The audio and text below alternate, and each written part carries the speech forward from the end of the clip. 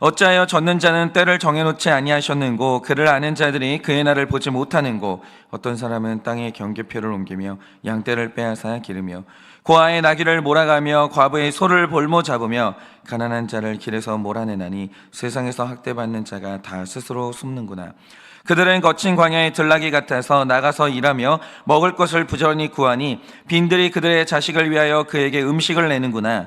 밭에서 남의 고를 빼며 악인의 남겨둔 포도를 따며 의복이 없어 벗은 몸으로 밤을 지내며 추워도 덮을 것이 없으며 산중에서 만난 소나기에 젖으며 가릴 것이 없어 바위를 안고 있느니라.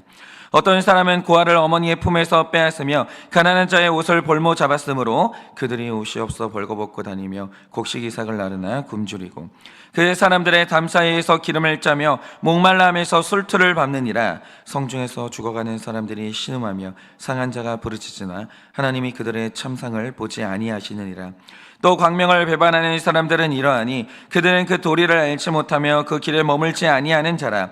사람을 죽이는 자는 밝을 때에 일어나서 학대를 받는 자나 가난한 자를 죽이고 밤에는 도둑같이 되며 가늠하는 자의 눈은 저물기를 바라며 아무 눈도 나를 보지 못하리라 하고 얼굴을 가리며 어둠을 틈타 집을 뚫는 자는 낮에 잠그고 있으므로 광명을 알지 못하나니 그들은 아침을 죽음의 그늘같이 여기니 죽음의 그늘의 두려움을 알미니라. 그들을 물 위에 빨리 흘러가고 그들의 소유는 세상에서 저주를 받나니 그들이 다시는 포도원 길로 다니지 못할 것이라. 가뭄과 더위가 눈 녹은 물을 곧 빼앗나니 스올이 범죄자에게도 그와 같이 하느니라. 모태가 그를 잊어버리고 구더기가 그를 달게 먹을 것이라. 그는 다시 기억되지 않을 것이니 불이가 나무처럼 꺾이리라. 그는 임신하지 못하는 여자를 박대하며 과부를 선대하지 아니하는도다. 그러나 하나님이 그의 능력으로 강포한 자들을 끌어내시나니 일어나는 자는 있어도 살아남을 확신은 없으리라. 하나님은 그에게 평안을 주시며 지탱해 주시나 그들의 길을 살피시도다. 그들은 잠깐 동안 높아졌다가 천대를 받을 것이며 잘려 모아진 곡식 이삭처럼 되리라. 다 같이 읽겠습니다. 가령 그렇지 않을지라도 능히 내 말을 거짓되다고 지적하거나 내 말을 헛되게 만들 자 누구랴. 아멘. 기도하겠습니다. 주님, 오늘도 이 욥이 가진 이 욥의 교만과 또 그가 가진 악과 싸우시는 하나님을 만나게 됩니다. 하나님, 우리가 어떻게 하나님을 이기겠습니까? 우리는 하나님께 질 수밖에 없습니다. 그러나 하나님께 지는 것이 은혜이고 복입니다. 하나님께 져야 우리는 성화되는 것이고 하나님께 져야 우리가 복을 받고 하나님께 져야 우리가 구원받는 것입니다. 오늘도 주님 앞에 잘 지는 오늘 하루가 되게 하시고 오늘도 우리 안에서 하나님과 싸워 이기려고 하는 그 죄를 보일 수 있도록 은혜를 허락하여 주시옵소서. 주님, 오늘도 이 아침에 말씀하시면 듣겠습니다. 말씀하여 주시옵소서. 예수님의 이름으로 기도드립니다. 아멘. 네, 제가 자주 말씀드리지만 우리가 이제 욥기를 묵상할 때 무엇보다 이 욥기가 중요한 게 뭐냐면 욥이 그날 하는 말도 중요하지만 도대체 이 말을 하고 있는 욥의 속마음이라는 게 뭔지 그리고 이 내용의 문맥이 뭔지 이걸 파악하는 게 굉장히 중요합니다. 그러니까 이런 사실을 염두에 두고 오늘 말씀을 한번 보자 이거죠. 여러분이 오늘 말씀을 보시면 욥이 살면서 목격한 악인들의 행위들이 있거든요. 그걸 25절까지 쭉 나열합니다. 내용을 보면 몇 가지만 보면 이런 게 있죠. 2절을 보면 어떤 사람이 땅에 경계표를 옮겼다 이래요. 근데 이게 무슨 뜻이냐? 지금이야 우리가 소득을 얻는 수단이 굉장히 다양하지만 욥이 살았던 고대 사회는 한 사람이 먹고 사는 소득을 얻는 수단은 땅 하나밖에 없었어요. 딱 하나요. 땅 하나밖에 없는 거예요. 그것도 저희 중동 사회는요, 쓸 수 있는 땅이 제한되어 있어요. 거의 다 사막이라서 굉장히 중요한 게 땅이었다는 거죠. 땅이 있어야 목축업도 할 수 있고 땅이 있어야 농사를 지어서 먹을 것을 얻고 결정적으로 땅이 있어야 내가 살 집을 얻을 거 아닙니까? 오아시스가 있는 곳에 땅을 얻지 못하면 죽어야 돼요. 중동은 그렇습니다. 그러니까 이 고대 사회에서 땅이라는 것은요, 그냥 생명 그 자체예요. 그리고 이게 권력의 핵심이라는 거죠. 그래서 이스라엘은 기본적으로 사유재산을 인정해요. 뭐 소떼가 늘어나고 양떼가 늘어나고 사유재산을 인정하는데, 그러나 개인이 땅을 영원히 소유하는 건 금지예요. 예를 들어서 어떤 사람이 빚을 졌는데 그 빚을 갚지 못하면 내 땅을 뺏길 수도 있거든요. 그러나 잠시 땅을 빼앗겼다고 해도 신년에는 원래의 주인에게 땅을 돌려주는 게 원칙이라는 거죠. 왜냐? 그 땅 없으면 그 사람 죽어야 돼요. 그게 안 되는 거예요. 그런데 하나님이 땅을 이렇게 엄격하게 관리하시는 이유가 뭐겠습니까? 고대 사회에서 땅을 잃어버리면 노예가 되거나 죽어야 돼요. 그래서 약자들을 이제 위하는 최고의 정책이 뭐냐? 땅을 부당하게 잃지 않도록 땅 관리하는 게 제일 중요했다는 거죠. 그러니 오늘 욥이 악한 자들의 행위를 고발하는데 가장 먼저 고발하는 게 뭐냐? 땅 가지고 장난하는 사람들을 고발하는 거예요. 이게 이만한 악이 없는 거예요. 그러니까 오늘 말씀을 보면 어떤 사람이 땅에 경계표를 옮겼다라고 하는데, 이 경계표가 뭐냐면 사람마다 여기서부터 여기까지는 내 땅이다, 이렇게 경계를 표시하는 경계표가 있었다는 거죠. 그런데 이 경계표가 중요한 이유가 뭐냐면, 어떤 땅이 내 경계 안에 들어왔다, 자연스럽게 그 땅에 있는 모든 것도 내 것이 되는 거예요. 예를 들어서 어떤 야생마가 있어요. 오늘은 내 땅에 머물렀어요. 내 거예요. 그런데 이 말이 경계를 넘어서 저쪽 땅으로 넘어갔어요. 그날부터 그 야생마는 그 사람 건 거예요. 땅의 경계표가요, 이렇게 중요해요. 여러분, 산이 어느 경계표 안에 있냐, 그날로 그 땅은 그 사람께 되는 거예요. 그러니까 이 당시의 땅이라는 건요, 그 사람의 소유가 어디까지냐, 이걸 결정하는 절대적인 기준이에요. 절대적인 기준.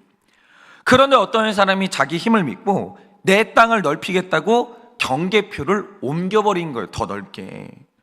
그러면서 자연스럽게 그 땅에 있던 양떼까지 빼앗게 되는 건데, 고대 사회에서는 땅 가지고 장난하는 게 죄도 이런 죄가 없고 악도 일어나게 없는 거예요.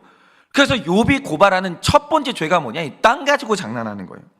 그런데 누군가가 그런 짓을 했다라는 거예요. 또 3절을 보세요. 이 당시에 고아라고 하면 돌보아줄 보호막이 없는 가장 약자인데, 이런 고아의 것을 빼앗았다는 게 오늘날의 언어로 표현하면 애들 코무드도 뺏었다, 요거예요. 이거는 나쁜 짓을 넘어서서 이건 그냥 수치스러운 짓이에요. 그런데 최소한 양심조차 없어서 고아의 나귀를 뺏고 과부의 이제 소를 뺏는 사람들이 있다라는 거예요. 이거는 수치 중에 수치예요. 이건 양심이 없는 거예요, 아예. 그러니까 앞에 나오는 두 경우는 당시에 이렇게 사는 사람들도, 야, 이거는 너무한 거 아니냐? 혀를 차는 행동이고, 만약 우리 식구 중에 이런 행동을 하는 사람이 있다, 이 부끄러워서 인연을 끊는 정도의 파렴치한 게 행동이거든요. 그런데 오늘 말씀을 보면 욥이 이런 식으로 세상에 존재하는 악행들을 쭉 고발합니다. 하나님, 옆집 사람은 이런 죄를 지었고요, 뒷집 사람은 이런 죄를 지었고요, 저기 언덕에 사는 사람은 이런 죄를 지었어요. 그러면서 25절까지 사람들의 죄를 다 고발하는 거예요. 그런데 우리가 궁금한 건 이거죠. 욥이 이런 고발을 하는 의도가 뭐예요? 이렇게 자세하게 한 명 한 명의 죄를 고발하면서 욥이 하나님한테 진짜 하고 싶은 말이 뭐냐라는 거예요. 여러분, 오늘 말씀에는 많은 말들이 있지만 사실 진짜 욥이 하고 싶은 말은 1절과 12절 말씀인데, 한번 보자 이거죠. 오늘 말씀을 보면 욥이 세상에 존재하는 이 파렴치한 죄인들을 쭉 열 거예요. 그런데 1절에서 하는 말이 뭐냐? 이렇게 기록합니다. 어찌하여 전능자는 때를 정해놓지 아니하셨는고 그를 아는 자들이 그의 날을 보지 못하는고 라고 해요. 그런데 이 본문을 이제 원어로 보면 여기에 얼마나 강력한 욥의 반발심이 있는지를 몰라요. 예를 들어서 1절을 보면 어찌하여 라는 말로 시작하는데, 이걸 한 단어로 표현하면 왜, 이거예요. 왜? 그런데 우리가 이 왜라는 말을 쓸 때 같은 단어인데 뉘앙스에 따라서 뜻이 완전히 달라지는 게 왜라는 말이거든요. 그러니까 어떤 경우에 내가 진짜 뭐가 궁금해요, 답을 얻고 싶어요. 그럼 이때 왜라는 질문을 하죠. 왜 그런 걸까요? 왜 이렇게 되는 걸까요? 이게 왜라는 질문에는 겸손이 포함되어 있어요. 알고 싶은 거죠. 배우고 싶은 거죠. 그런데 왜는 그런 뜻만 있는 게 아니에요. 어떤 사람에게 어떤 사건이 일어났는데 도저히 납득이 안 돼요. 동의가 안 돼요. 화가 날 때 있어요. 그러면 그럴 때 반발할 때 쓰는 말이 뭐냐? 왜? 이거예요. 내가 왜 그래야 되는데? 왜 그렇게 행동하는데? 왜? 이건 뭐냐면 이런 경우에 이제 왜는 겸손이 아니라 강력한 반발이라는 거죠. 그런데 오늘 말씀에서 이 어찌하여의 히브리어 마뚜아우는 강력한 반발의 표현이라는 거예요. 하나님, 왜 그렇게 행동하시는데요? 이유가 뭔데요? 왜 이러시는 거예요 도대체? 욥이 어떤 하나님의 행위에 대해서 강력 반발을 하고 있는 거예요. 그런데 욥이 지금 강력 반발하고 있는 하나님의 행동이 뭡니까? 지금 고난당하는 욥의 마음에 지금 우리가 24장까지 왔거든요. 아직도 사라지지 않고 있는 억울함이 하나 있는데 그게 뭐냐면 아직도 욥이 머릿속에 있는 이 고난의 개념은 죄에 대한 저주가 고난이에요. 그러니까 욥은 지금 내가 한계치의 고난을 당하고 있는데 아무리 뒤돌아봐도 고난은 당하는데 내 혐의가 뭔지를 모르겠는 거예요. 그런데 하나님만 아시는 이유가 있어서 나를 때리신다. 그건 그럴 수 있어요. 오케이, 좋아요. 내가 못 보는 게 있겠지. 하나님만 보는 게 있겠지. 맞을 수 있죠. 그런데 만약 혐의도 확실하지 않은 내가 오늘 이런 고난을 당한다면 혐의가 너무 확실한 인간들은 더 극심한 고난을 당해야 공평한 게 아니냐 이거죠. 그러니까 욥은요 아직도 신명기 시대를 살고 있기 때문에 택자랑 불택자의 개념이 없는 사람이에요. 택자는 하나님이 개입하시는 사람이지만 불택자는 하나님이 놔버린 사람들이잖아요. 유기한 사람들. 이게 아직도 개념이 없는 거예요.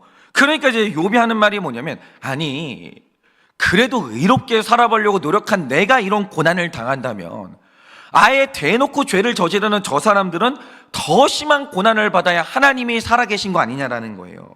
그런데 한창 정신없이 고난당하다가 24장 해가지고 좀 정신 차리고 눈을 보니까 남의 땅을 빼앗은 놈은 더 부자 돼 있고 고아와 과부의 가축을 빼앗은 놈은 아무 일도 없이 잘 먹고 잘 살고 있는 거예요. 그런데 욥이 이게 받아들여지질 않는 거예요. 도대체 저놈들이 벌을 받는 때는 언제입니까? 아니 명백하게 악한 저놈들이 나만큼 벌 받는 날은 왜 보이질 않는 겁니까? 하나님 왜 이렇게 행동하시는 거예요? 이유가 뭐예요? 왜 이러시는 거예요? 이런 식으로 하나님께 오늘 강력하게 반발하고 있는 거예요. 내가 벌 받아야 되면 저놈들도 벌을 받아야죠. 그런데 하나님이 그렇게 행동을 안 하시는 거예요. 이게 이해가 안 가는 거예요. 그러면서 나만 맞는 건 너무 억울하니까 최소한 저놈들도 나만큼은 때려달라고 하면서 악인들을 고발하는데 그런데도 하나님이 말이 없어요. 행동을 안 해요. 그러자 12절에서 하는 말이 뭡니까? 이렇게 말합니다. 성중에서 죽어가는 사람들이 신음하며 상한 자가 부르짖으나 하나님이 그들의 참상을 보지 아니하느니라 요래요. 그러니까 지금 사실 오늘 말씀의 이게 맥락의 큰 맥락은 뭐냐면 지금 욥이 하나님을 향해서 강력한 불만을 제기하고 있는 거예요. 왜 나한테 왜 이러시는 건데요? 저놈들한테는 왜 저러시는 건데요? 하나님, 당신이 정상적인 하나님 맞습니까? 강력 반발하고 있는 거예요. 그러니까 내가 가진 상식상으로 볼 때 지금 하나님이 일하시는 방식은 옳지도 않고 선하시지도 않다라는 거죠. 근데 보세요. 이런 하나님의 일하시는 방식은요 신약 시대로 넘어왔을 때는 어느 정도 규명이 돼요. 그런데 욥의 시대에는 아직도 다 드러난 계시가 있지 않기 때문에 도저히 모르겠는 거예요. 그런데 짧은 내 생각을 가지고 욥이 하나님을 평가하니까 하나님이 이해가 안 되는 거예요. 그런데 여기에서 만약 욥의 답답한 마음이 풀리는 유일한 길이 딱 하나인데 그게 뭐냐? 하나님이 오늘 욥의 생각대로 움직여 주시면 욥은 그렇지, 하나님은 역시 합리적이야. 내 생각이 짧은데 나는 아직도 구속사의 절반 이하도 모르거든요.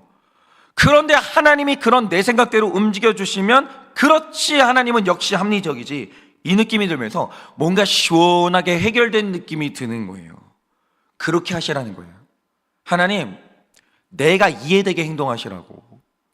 하나님이 내 생각에 맞게 행동하시면 합리적으로 인정해 드릴게요. 지금 이러고 있는 거예요. 그런데 이게 바로 오늘 욥이 가진 최악의 악이에요. 여러분, 욥이 오늘 고난받는 이 핵심적인 이유가 뭐냐면 하나님이 지금 이 부분을 양육하고 계시는 거예요.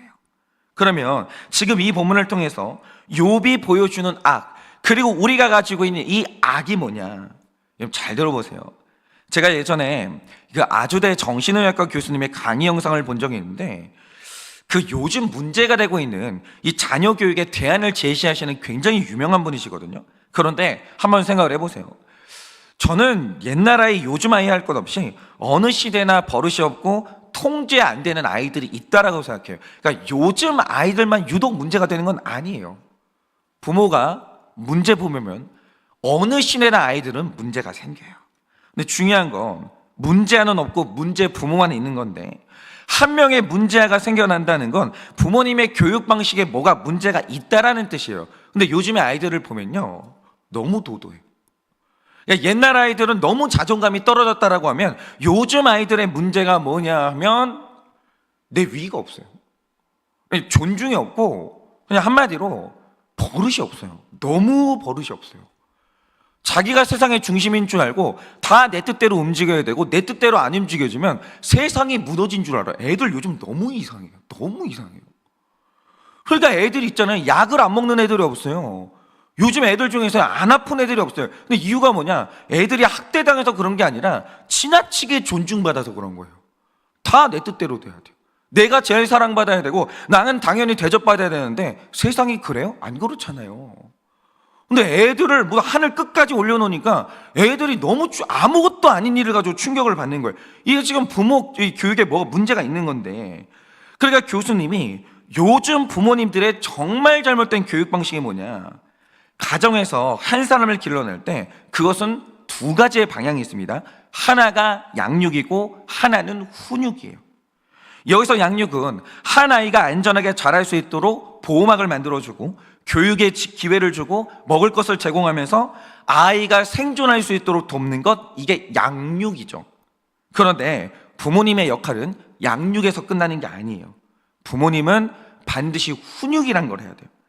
그런데 여기에서 훈육은 내 자녀가 인격적으로나 지적으로 올바르게 자랄 수 있도록 부모가 훈련을 해줘야 되거든요. 그런데 교수님이 말씀하시는 훈육의 본질은 딱 두 가지예요. 이렇게 생각하시면 됩니다. 하나는 자녀로 하여금 하고 싶은 것을 못하게 하는 훈련을 시켜주는 것이고, 또 하나는 하기 싫은 것을 하게 만들어주는 것. 이게 바로 훈육의 두 가지 요소예요.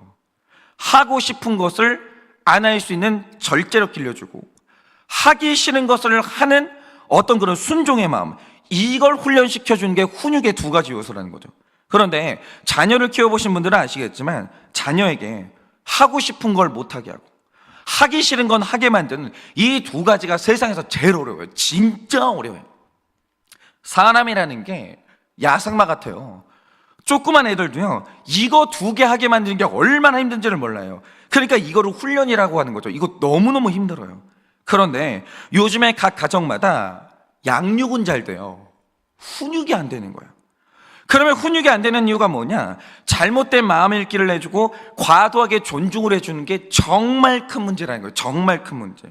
예를 들어서 아이들이 너무 휴대폰을 오래 보고 있으면 당연히 어른들이 휴대폰을 그만큼은 못 보게 해야 되죠. 그럼 이때 아이들이 하는 말이 뭐냐? 딱 이런 애들이요, 요즘 애들이 부모 머리 끝에 가 있어요. 부모님이 야, 너 휴대폰 그만 봐 라고 한다는 거죠. 그러면 애들이 부모님 눈을 똑바로 쳐다보면서 딱 하는 말이 뭐냐? 엄마 아빠는 보는데 나는 왜 보면 안 돼? 딱 이런다라는 거예요.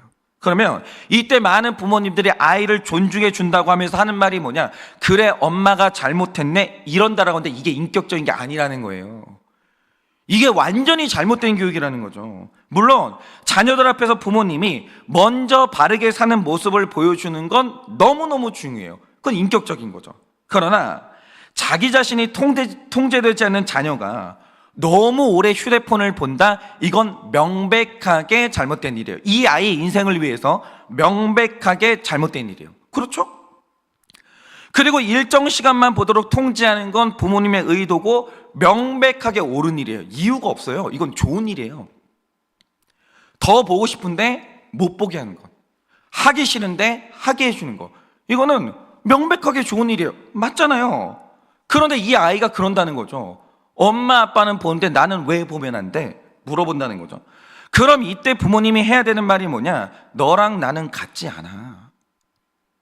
너랑 나는 동등하지 않아. 나는 너의 부모고 내가 하는 지금 이 말은 옳은 말이기 때문에 너는 따라야 하는 거야. 하지 마. 그만 봐.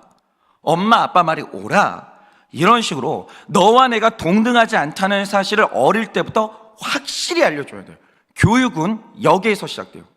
위계 질서가 무너지면 그때부터 교육은 안 되는 거예요. 교육의 본질은 뭐냐? 먼저 질서를 세우는 거예요. 질서 없으면 교육 안 됩니다.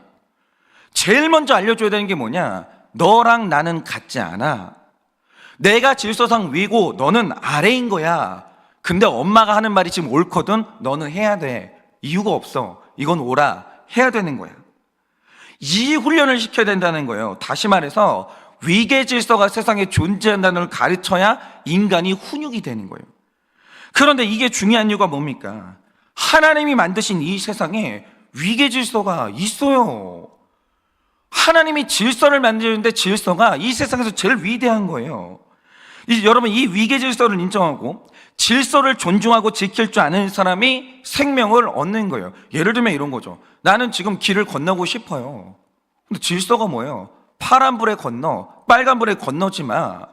질서예요. 아무것도 아닌 것 같죠? 이게 우리 생명을 지켜요. 이게 우리 생명을 지켜요. 그런데 반사회적인 사람들이 있어요. 이상하게 있잖아요. 하지 말라면 더 하고 싶은 사람도 있어요. 하라고 싶으면 하라고 하면 안 하고 싶은 사람도 있어요. 이게 반사회적인 거예요. 반사회적인 거. 질서를 답답하게 생각하고 질서가 인정이 안 되는 거죠. 이게 반사회적인 거예요. 반사회적인 건 자유가 아니에요. 생명이 위태로운 거예요. 그렇지 않습니까? 여러분, 우리 어른들은 세상 살아보니까 다 아시잖아요. 세상은 동등하지 않아요. 그거 옳은 거예요. 그 질서입니다. 위가 있고 아래가 있는 거예요. 그건 상식이고 자연스러운 겁니다. 그런데 어떤 부모님들은 내 자녀가 너무 소중한 나머지 인본적으로 사랑하는 게 문제인 거예요. 가정에서 위계 질서를 안 가르치는 거예요. 부모와 자녀가 동등하다고 가르치는 분들이 있어요. 그럼 이런 아이들이 직장에 가서 직장 상사가 뭔가를 명령해요. 여러분, 세상은 동등하지 않아요. 명령이라는 게 존재해요.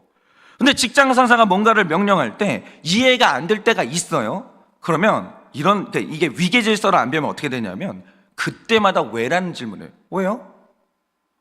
설명해 주세요. 내가 이걸 왜 해야 되는지. 그런데 이 교수님이 말씀하시는 게 뭐냐? 이건 합리적이고 똑똑한 게 아니라 걔가 사회성이 없어졌다라는 거죠. 큰일 난 거예요. 아니, 직장에서 불법이 아니에요. 불법이면 안 되죠. 근데 이거 불법이 아니에요. 업무예요. 근데 질서상 위에 있는 사람이 일을 떨어뜨려요. 사사건건 그러는 거예요. 왜요? 내가 이걸 왜 해야 되는지 설명해 주세요. 이런다라는 거죠. 이거는 사회성이 없는 거예요. 예를 들어서 제가 예전에 이 삼성전자 모바일 분야 사장님의 인터뷰를 본 적이 있거든요. 근데 그분이 하시는 말씀이 뭐냐? 이 작은 휴대폰 안에 굉장히 복잡하고 섬세한 부품이 어마어마하게 들어가는데 각 부품이 휴대폰에서 어떤 역할을 하는지 그 전체를 이해하는 사람은 이 큰 회사에서 10명도 안 된다는 거예요. 10명도 안 돼요. 그러면 10명도 모르는 이유가 뭐겠어요? 먼저는 보안 때문이고 두 번째는 어차피 말해줘도 몰라요. 말해주면 뭐 할 거예요? 말해줘도 몰라요. 그 당시 한 말이 뭐냐? 이 부품을 해체해서 쫙 해놓고 자, 이 휴대폰이 작동하기 위해서 한번 조립해보라고 하잖아요. 못해요. 이거 완벽하게 전체 도면을 알고 이해할 수 있는 사람은 이 큰 회사에서 10명도 안 되는 거예요. 일반 사원들은 부품을 제작할 때 어떻게 작업하냐? 내가 만드는 부품이 이 휴대폰의 어디에 자리를 잡으며 어떤 역할을 하는지 몰라요. 내가 이걸 왜 만들어야 되는지 몰라요. 그냥 위에서 만들려고 하니까 만드는 거예요. 그런데 뭔가를 만들 때마다 이걸 왜 만들어야 돼요? 그거 설명해 주세요. 납득을 시켜주세요. 설명을 안 들으면 저는 못해요. 이러면 뭐냐면 이거 그냥 사회성이 없는 거예요. 똑똑하고 합리적이라서 이러는 게 아니라 그냥 사회성이 없는 거예요. 여러분, 위계 질서 안에서 산다는 건 나보다 높은 질서가 명령할 때 묻지 않고 따를 수 있는 게 훈련이 된 사람이고 그게 사회성이라는 거죠. 근데 이제 이게 목사가 이 말씀을 가지고 악용하면 안 되는 거예요. 예를 들어서 이제 저 같은 경우에는 이게 아이디어가 팍 떠오르는 사람이거든요. 그리고 아이디어가 떠오르면 떠오르는 그 즉시 뭘 해야 될 것 같은 충동에 사로잡히는 사람들이에요. 근데 제가 매사에 이런 식으로 행동하면 우리 동역자들이 얼마나 힘들겠어요. 그럼 동역자들이 요청을 할 거 아니에요. 목사님, 좀 이렇게 시간을 두고 하면 어떨까요? 목사님, 조금 좀 설명을 좀 해주시면 어떨까요? 이거는 불순종이 아니에요. 당연히 목사가 그렇게 해야죠. 어떻게 매번 내가 말하고 내가 했으면 따라오세요. 이런 건 순종이 아니에요. 존중을 해야죠. 그러나 중요한 게 뭐냐? 위에서 이유가 있고 합리적이어서, 그리고 이게 선한 일이어서 떨어뜨려요. 그때마다 이게 불순종의 성향인 사람들이 있다는 거죠. 어떤 경우에도 불순종이 성향이고 반질서 반사회적인 게 이게 마음에 이 자리를 잡은 사람이 있다는 거죠. 이제 꼬였다고 하기도 하고 삐딱하다고 하는데, 이거는 훈련을 못 받은 거예요. 어떤 사람이 이렇게 위기의 질서 순종을 배우지 못하면 그 인생이 힘들어지는 거예요. 그리고 이런 관점에서 우리가 하나님과의 관계를 보자 이거죠. 제가 어제 연력학 제2법칙에 대해서 말씀드렸는데, 사람을 자연 상태 그대로 두면 좋은 쪽에서 안 좋은 쪽으로 흘러요. 그런데 사람이 성화된다는 건 하나님의 열심과 섭리가 한 사람의 인생에 개입하면서 좋은 것에서 안 좋은 쪽으로 흐르는 세상의 법칙을 거슬러요. 역행해요. 그러면서 안 좋은 상태에서 사람이 선한 상태로 변화되는 게 성화라는 거죠. 그런데 성화는 우리 인격이 악한 쪽에서 선한 쪽으로 가는 게 그게 성화거든요. 그러면 구체적으로 어떤 악에서 어떤 선으로 가는 게 성화예요? 뭐가 성화예요? 어제 말씀이죠. 욥기 23장을 보시면 그 답이 나오는데, 오늘도 하나님은 뜨거운 불시험과 사람 막대기를 통해서 욥의 안에 있는 악한 것들을 털어내기 시작하세요. 그런데 욥이 가지고 있는 악이 뭐예요? 이걸 욥기를 통해 규명해야 되는 거예요. 그럼 하나님이 왜 이러시는 거예요? 욥의 안에서 뭘 털어내시려고 이 뜨거운 불 같은 고난을 주시냐 이거죠. 여러분, 욥기 23장 2절을 보시면 욥이 이렇게 말해요. 오늘도 내게 반항하는 마음과 근심이 있나니 라고 하는데, 이 박영선 목사님의 욥기 강해를 보면 이 구절을 어떻게 해석하셨냐, 내가 오늘도 하나님을 혹독히 원망한다, 이렇게 해석했어요. 그러니까 욥의 내면 안에 하나님이 하시는 이해 못하는 일에 대해서 혹독한 원망이 있는 거예요. 하나님 왜 이렇게 일하시는 거예요? 아니, 사람이 이해를 할 수 있게 일을 해야 될 거 아니에요. 어떻게 사람이 이렇게 비합리적이에요? 지금 이러고 있는 거예요. 그런데 욥만 이런 마음이 있었냐? 그게 아니라 성경 안에 내가 당하는 고난에 대해서 혹독한 원망, 너무 큰 슬픔을 가진 사람이 한 명 더 있었어요. 그게 예수님이. 히브리서 5장 7절을 보면 이런 구절이 있습니다. 그는 육체에 계실 때 자기를 죽음에서 능히 구원하실 이에게 심한 통곡과 눈물로 간구와 소원을 올렸고 라고 해요. 그러니까 욥만 이렇게 살소망이 끊어지는 고난을 더한 게 아니라 예수님도 통곡과 눈물을 흘릴 만큼의 고난을 당했어요. 그런데 오늘 예수님이 거룩한 분이거든요. 그는 성화를 향해서 진전하는 분이거든요. 그러니까 이게 이 심각한 고난이 왔는데, 이 고난은요, 이 연력학 제2법칙을 거슬려서 우리를 더 선하게 만드는 하나님의 능력이라고 했어요. 그러면 자, 이 고난을 통과하는 욥이 가야 되는 방향이 어디라는 거예요? 지금 고난을 당할 때는 원망해요. 하나님을 향해서 이 불평을 한다라는 거죠. 그런데 예수님이 고난 당할 때 어디로 가셨냐? 히브리서 5장 8절은 이렇게 말합니다. 예수님은 아들이시면서도 받으신 고난을 통해서 순종함을 배웠다, 이렇게 기록하고 있어요. 그러니까 인간이 악한 데서 선한 곳으로 간 게 성화인데, 그 방향이 구체적으로 뭐냐? 최초의 불순종의 상태에서 순종의 방향으로 가는 게 성화라는 거죠. 예수님은 고난을 통해서 순종함을 배웠다, 이렇게 되고 있는 거예요. 그러니까 하나님이 오늘도 욥을 이렇게 때리시면서, 욥에게 고난을 주시면서 하나님이 끌고 가려고 하는 방향이 뭐냐? 욥이 원망해요. 순종이 안 돼요. 그런데 하나님이 욥을 순종으로 끌고 가시는 중이라는 거죠. 그러니까 이 성화라는 것은 방탕하면서 거룩으로 가는 상태가 역행하는 것인데, 그러면 우리의 인격이 어디에서 어디로 가는 게 성화냐? 불순종에서 성화로 가는 게, 순종으로 가는 게 성화라는 거예요. 그러면 반면에 타락이 뭐냐? 여러분, 우리가 아이를 길러보면요, 어릴 때는 아이들이 부모 무서운 줄 알아요. 말 잘 들어요. 어릴 때는 순종해요. 그런데 인간을 자연 상태 그대로 놔둬보세요. 어디로 가냐? 훈육하지 않고 그대로 놔두면 시간이 갈수록 불순종해요. 이게 인간의 상태라는 거죠. 반항이에요. 그래서 시간이 가면 갈수록 순종에서 불순종으로 가는 게 사람의 자연적인 상태라는 거죠.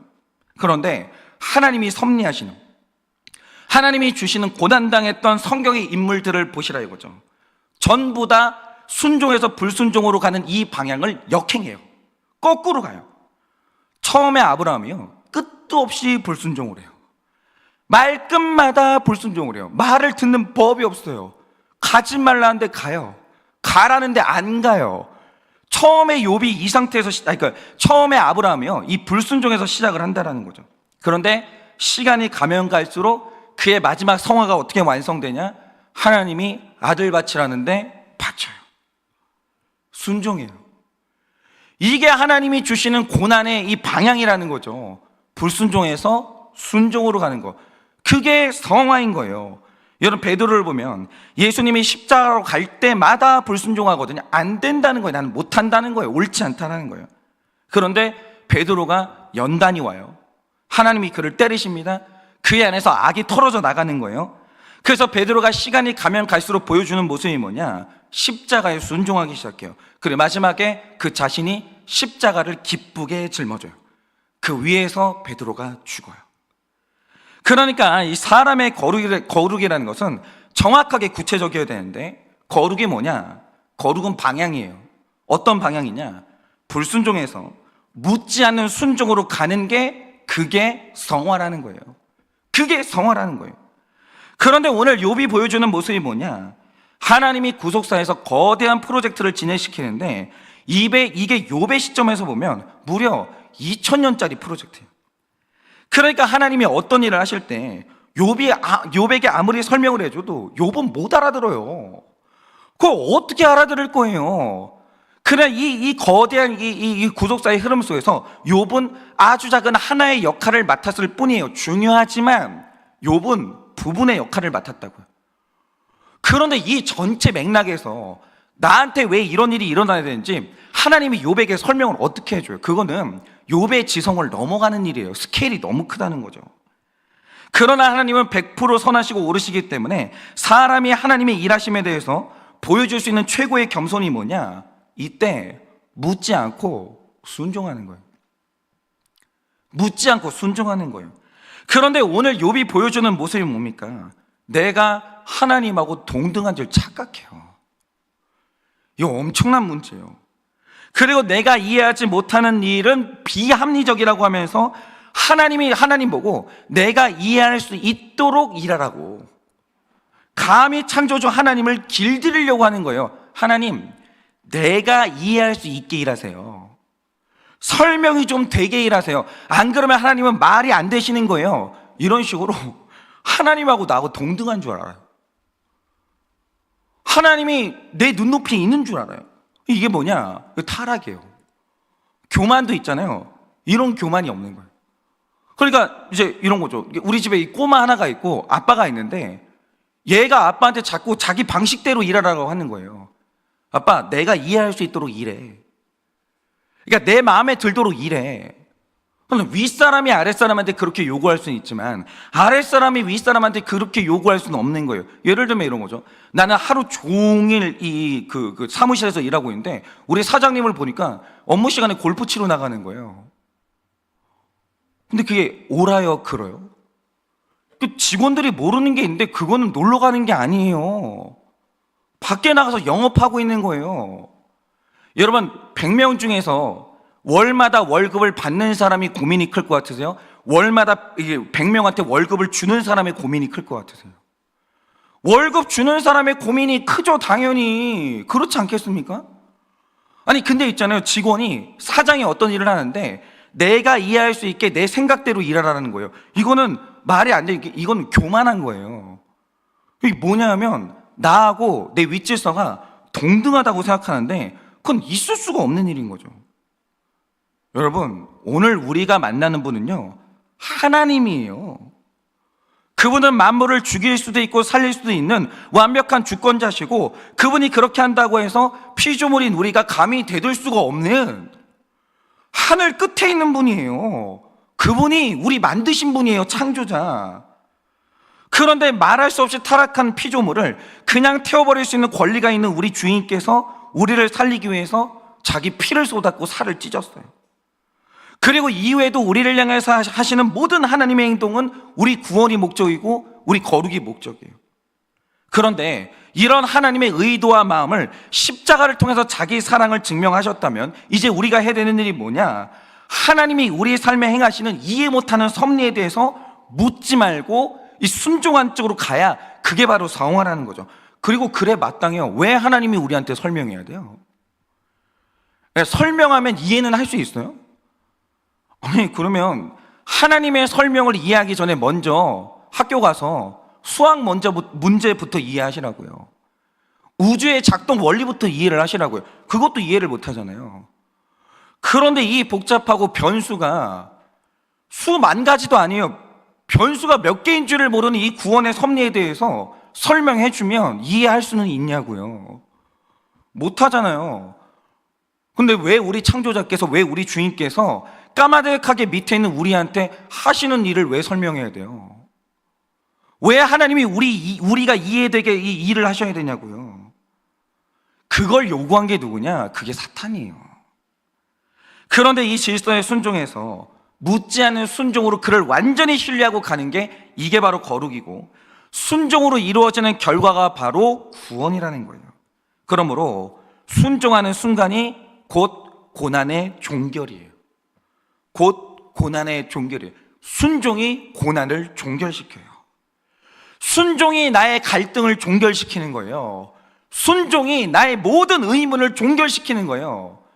여러분, 나의 의문의 종결은 답이 아니에요. 순종이에요. 하나님은 내 머릿속에 들어오지 않아요. 하나님은 내 머리 위에 계시는 분이고 내 바깥에 계시는 분이에요. 그분을 이해하려고 하지 마세요. 그분에게는 순종하면 되는 거예요. 그때 우리 삶에 평안함이 오는 거예요. 여러분, 성화가 뭐냐? 방향이라고 말씀드렸어요. 성화의 정확한 방향이 뭐냐? 불순종에서 순종으로 가는 게, 그게 성화라는 거예요. 그러니 오늘도 내 삶에 일어나는 일들에 대해서, 이 질서에 대해서 복종하시고 순종하셔서 거룩의 방향으로 나아가는 여러분 되시기를 예수님의 이름으로 축원합니다. 이 시간에 제가 기도하고 축도함으로 예배를 마치겠습니다. 기도하겠습니다.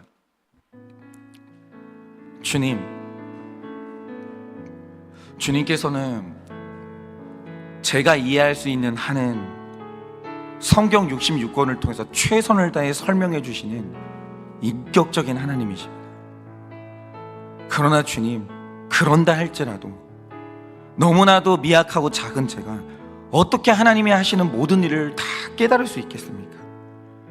하나님, 나의 삶에는 오늘 하나님이 일하실 때 이해도 되어지지 아니하고 받아들여지지도 않는 수많은 일들이 있습니다. 설명되어지지 않는 부분들이 있습니다. 주님, 나는 십자가 위에서 나를 위해 죽으신 예수님의 사랑을 믿고 100% 오르심을 믿기 때문에 이제 순종으로 나아가려고 합니다. 아직도 나의 마음에는 수많은 의문들이 있습니다. 이 의문들에 대한 모든 답은 하나님의 설명이 아니라 나의 순종인 것입니다. 순종하면 이해가 되어지는 것입니다. 순종하면 갈등이 사라지고, 순종하면 고난이 종결되는 것입니다. 오늘도 이 질서, 하나님이 세우신 최고의 창조물인 질서를 인정하게 하여 주시고, 나보다 위에 계신 하나님의 위계 질서를 인정하게 하여 주셔서 오늘 나의 삶이 순종으로 나아가 평안에 이를 수 있도록 은혜를 허락하여 주시옵소서. 지금은 우리 주 예수 그리스도의 은혜와 하나님 아버지의 그 크신 사랑과 성령님의 위로하시고 교통하여 주시는 그 역사하심이 오늘도 나의 삶에 크신 일하심으로 일하실 때 그 하나님의 일하심을 인정하고 순종하며 평안으로 가기를 원하는 사랑하는 모든 주의 종들의 머리 위에 지금으로부터 영원 무궁토록 함께 있을지어다. 아멘.